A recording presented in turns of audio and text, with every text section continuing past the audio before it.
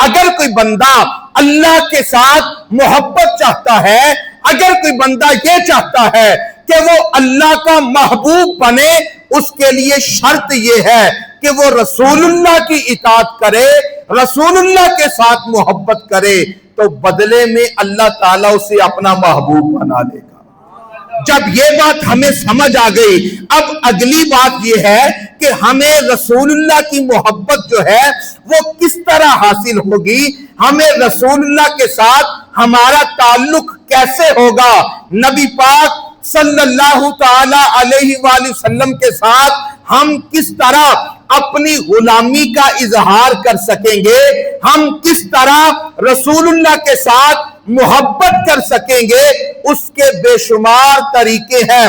بندہ نبی پاک کے ساتھ، نبی پاک کے اوپر درود پاک پڑھے، بندہ رسول اللہ کے ساتھ محبت کرنے والا بن جائے گا۔ کوئی بندہ نبی پاک کی تعلیمات پر عمل کرے، وہ بندہ بھی رسول اللہ کے قریب ہو جائے گا۔ بندہ نبی پاک کے احکامات پر عمل کرے، وہ بندہ بھی نبی پاک کے قریب ہو جائے گا۔ نبی پاک کے ساتھ محبت کرنے والوں میں اس کا بھی شمار ہو سکتا ہے۔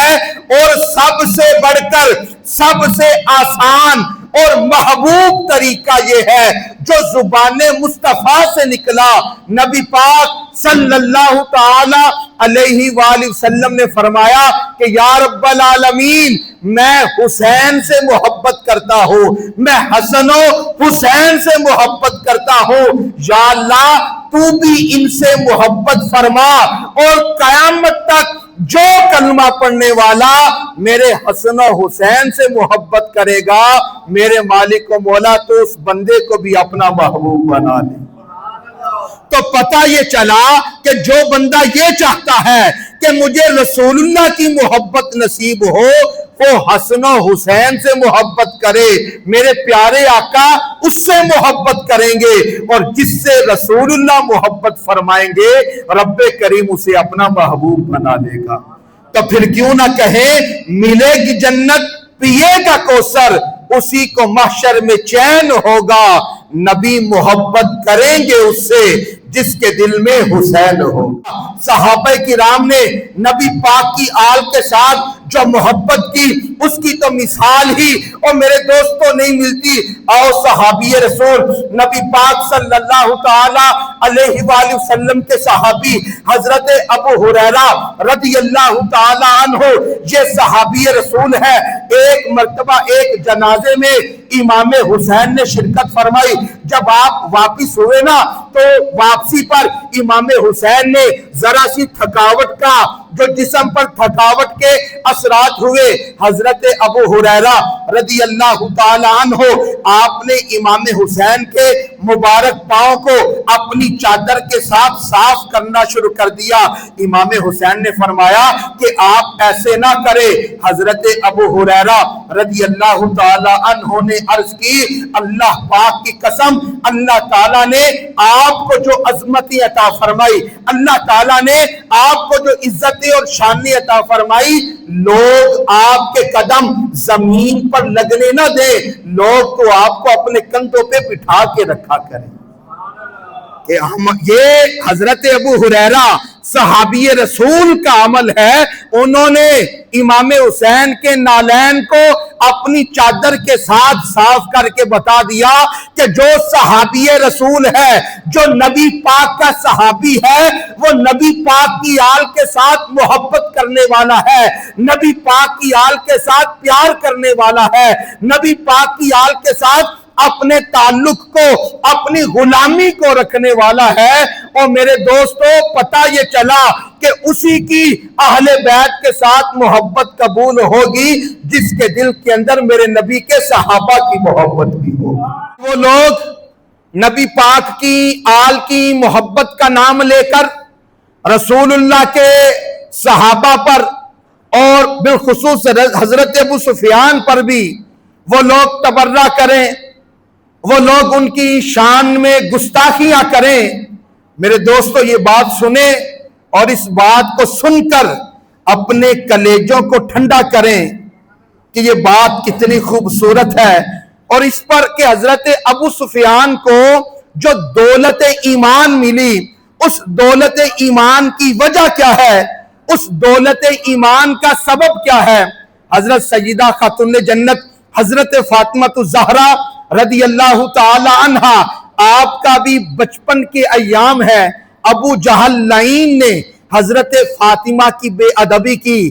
حضرت فاطمہ سیدہ خاتون جنت پیارے آقا کی بارگاہ میں آ کر حاضر ہوئی اور آ کر بتایا، ابا جان، ابو جہل نے میرے ساتھ یوں بے ادبی جیسا رویہ اختیار کیا۔ میرے کریم آقا نے فرمایا، جاؤ ابو سفیان کے پاس جاؤ اور اس کو جا کے بتاؤ کہ ابو جہل نے یہ کیا۔ حضرت فاطمہ الزہرا حضرت ابو سفیان کے پاس گئی اور بتایا کہ ابو جہل نے میرے ساتھ یوں بولا ہے۔ تو ابو سفیان نے حضرت فاطمہ الزہرا کو ساتھ لیا اور جا کر کہا کہ وہ ابو جہل بیٹھا ہے، اس کے چہرے پر جا کر نا ایک تھپڑ مارو، میں دیکھتا ہوں کہ وہ نبی پاک کی بیٹی کے ساتھ وہ کس طرح دوبارہ بے ادبی یا گستاخی کرے گا۔ حضرت سیدہ فاطمہ الزہرا نے ابو جہل کے منہ پہ جا کر تھپڑ رسید کیا۔ وہ دیکھتا رہا کہ ابو سفیان ساتھ ہے، خاموش رہا۔ حضرت سیدہ اپنے گھر واپس چلی گئی، جا کر رسول اللہ کو بتایا، ابا جان، میں نے ابو جہل کو تھپڑ مارا، میں نے بدلہ لے لیا۔ جب رسول اللہ نے یہ بات سنی تو نبی پاک صلی اللہ تعالی علیہ وآلہ وسلم نے دعا کے لیے ہاتھ اٹھائے، یا رب العالمین، ابو سفیان کو اس کا بدلہ عطا فرما، ابو سفیان کو اس کی جزا عطا فرما کہ وہ میری بیٹی کے دفاع کے لیے ابو جہل کے مقابلے میں چلا گیا۔ اس کے اس عمل کی وجہ سے اللہ تعالیٰ نے ابو سفیان کو دولت ایمان عطا فرما دی۔ اور بھائی اس عمل کی وجہ سے اللہ تعالیٰ نے دولت ایمان عطا فرمائی۔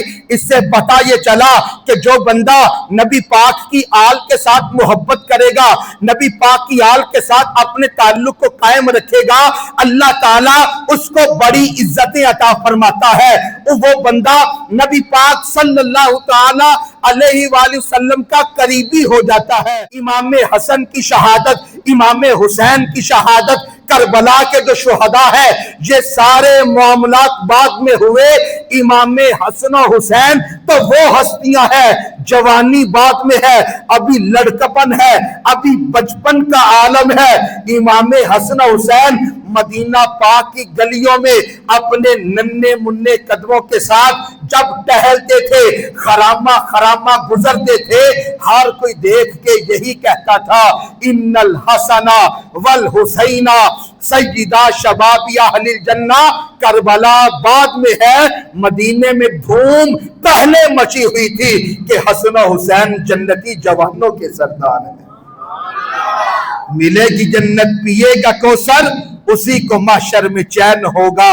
نبی محبت کریں گے اس سے جس کے دل میں حسین ہوگا، اور افضل ہے کل جہان سے گھرانہ حسین کا، افضل ہے کل جہان سے گھرانہ حسین کا۔ نبیوں کا تاجدار ہے نانا حسین کا، ایک پل کی نہ تھی حکومت یزید کی، ارے صدیاں حسین کی ہے زمانہ حسین کا۔